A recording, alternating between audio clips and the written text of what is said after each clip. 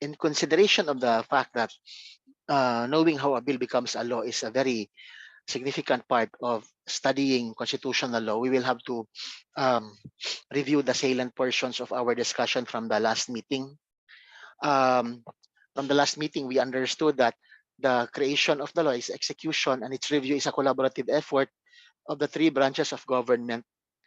It is the Congress that initiates the proposal of a bill, and it is subsequently approved by the President, and the President executes the bill, the law now that is approved.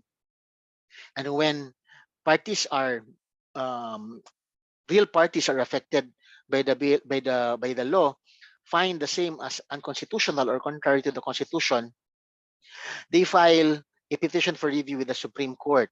An example of this is the anti-terror law, for example. During the pendency of the deliberations of the anti-terror bill, then when it was yet to be signed by the President, before it was signed in Congress, there were many proposals or speculations that you could already question at that point of inception the proposal of Congress for an anti-terror bill. But that is in judicial review what we call as premature, because there is no yet actual case or controversy. It is preemptive, no? It is preemptive. But when the bill has already passed the deliberations and the voting of Congress, it went to the President, and the President signed it into when it became law. It is now subject of the judicial review powers of the court. And true enough, petitions against the anti-terror law now went to the court, and the court decided on the matter. Therefore, if you look at the life of a law from the point of its birth, in the moment that it has from the moment that it has been proposed as a bill to the signing of a law by the President and to the evaluation of the court as to its constitutionality, you will discover that, therefore, or confirm that the life of a law from the moment of its birth to the possible point of its death, that it is really a collaborative effort of the three branches of government. This is a good example of the checks and balances of powers in government. So going back, a bill is introduced. No, this is the birthday of a bill. It is introduced by any member of the House, be it in the House of Senate or the House of Representatives. For the House of Senate, when they propose bills, it is a collaborative effort of members of Senate, but the Senate looks at the legislative needs of the people of the Philippines on a macro perspective, on a nationwide perspective. While when a bill is proposed by a member of the House, it is from the perspective, the micro perspective of the district representatives who sees the legislative needs of their constituents from their specific districts. That is why it would be practical that if a citizen wants a bill proposed in Congress, that he can write his congressman so that he can be heard, and the congressman ideally should study the proposal by a citizen. That is to one way of citizens' participation of the enactment of legislation, other than an initiative or, of course, subsequently a referendum. Now, the bill must originate either from the House of Senate or House of Representatives, except when the law specifically requires such a bill to emanate specifically from a certain house. For example, the following bills must originate from the House of Representatives: appropriations, revenue or tariff bills, bills authorizing increase in public debt, bills of local application, and private bills. You kindly go through the different types of bills and how they are defined. So after the bill is proposed by any member of Congress, it is subjected to the first reading. The first reading, it's read as to its number, and title, and it is referred by the head of the Congress, either the Senate President or the House of Representatives Speaker, to the appropriate committee for study. There are specific committees in the House of Senate or House of Representatives. There are committees that focuses on environment, a committee that focuses on education, a committee that focuses on defense.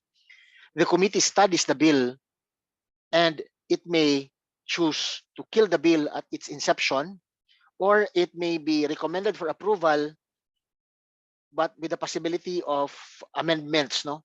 Amendments. Um, if there are bills or proposals of the same nature, they may be collated and unified into a single document, so that a bill is a collaborative proposal now of several lawmakers. That is why, as mentioned in the earlier discussion, it may be possible that there may be several sponsorships of the same bill, and during elections you would hear members of Congress owning up, owning up to uh, owning up to whoever supposedly should have fathered or authored the bill. Okay. So the bill passes through second reading. In the second reading, this is where deliberations are made. So the bill is read in its entirety. It is scrutinized, debated, and amended when so desired. This is the very beef of the argumentations and the presentation of the proponents of the bills. This is where bills are examined in every provision, and this is where members of Congress can improve on or streamline or strike down provisions of the bill by way of their proposal to amend. Okay, so it may be subjected to the difficult process of strict evaluation in the second reading by the members of Congress. The bill is approved, therefore, in the second reading, is printed in its final form, and copies thereof are distributed at least 3 days before the third reading. So when they are finalized after the second reading, it is printed in its final form, this time for the submission for the third reading. In the third reading, there is already votation. Members of Congress now vote on whether or not to submit the bill to the other house. Now, whether or not the bill has passed the standards and the required voting in that specific house of origin. So what they do, the third reading, they vote yes or no, approve or disapprove, and they may explain their vote when so permitted or allowed. This is allowed because members of Congress also has the duty to explain to their constituents and the public why they voted as such, especially for controversial legislation, that they need to explain their side. Well, sadly, many interpret this to also mean an opportunity for members of Congress to grandstand, especially for controversial legislation. Therefore, if you go to the Constitution, you have jurisprudence magnifying it, that each house therefore may approve the bill as proposed, as proposed by a mere majority vote, provided that there is a quorum. If you remember what we mentioned in the previous lectures, there is the so-called shifting majority, where though the vote to approve a law in each house is only a mere majority, the fact that we need also a majority to constitute a quorum, we have the so-called shifting majority, because the majority to enact a bill also depends on the majority of the total number of Congress in attendance that constitutes the majority to allow it to do business. Okay? So, for example, for the 24 senators, or for the at least 250 members of Congress, now 300 plus, if who attended perhaps is 2/3. From that 2/3 in attendance, you require 1/2, the majority, in order for there to be an approval of a law. So the majority of the majority, that shifts because the majority to constitute a quorum also varies depending on how many attends. So there's this requirement of 3 readings. When a bill is considered as urgent, can you therefore tawag ano to? Can you therefore make use of that as an excuse to do away with the 3 readings? Okay? The president may certify that the immediate enactment of the proposal of the law is necessary to meet a public calamity or emergency, bills that are considered urgent. And this may be certified by the president, for example, among other cases. No? But the certification of a bill being urgent does not do away with the requirement of the 3 readings. What it does is only to expedite the 3 readings. A certification that the bill is urgent removes the requirement of separate days, 3 separate days for the 3 separate readings. All it's saying that is that all can be done on the same day. The 3 readings can be done compressed in a single day for measures that require urgency of action because of the certification by the president, for example, to meet a public calamity or emergency. But the 3 readings are required. After the 3rd reading, and it is approved, it is sent now to the other chamber also for 3 readings. The other chamber will submit it to 3 readings. First reading, the title. Second reading, deliberation. Third reading, the voting. So if it emanates from the House of Senate, it will be subjected to another 3 readings from the other house or the House of Reps. If it emanated from the House of Reps, it is again read subject to 3 readings, deliberated, and voted upon on the 3rd day by the other house. If there are differences now of the 3 versions approved by the 2 chambers, this is where you have a conference committee representing both houses which will draft a compromise measure, and if ratified by the Senate and the House of Reps, it will be then submitted to the President for consideration. So this is the enrolled bill. The enrolled bill is one that is finally printed and approved by Congress, both houses, and authenticated by the signatures of the President of the Senate and the Speaker of the House of Representatives. Now, the bill then, the enrolled bill, is submitted to the President. The President may sign it, and it becomes law after publication, or may sleep on it, do not act on it. But mind you, if the President does not act on the bill within 30 days, it is deemed approved as if he signed it. This is what we call lapsing into law.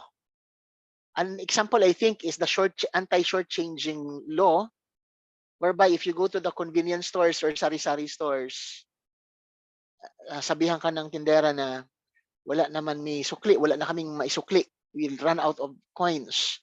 Dawatan na lang, just accept the candies. Cannot be done. Or sorry po, kulang po ako ng 1 peso kasi naubusan ng change. Hindi pwede. No. There's a law, the anti-shortchanging law, that lapsed into law because the president did not act on it.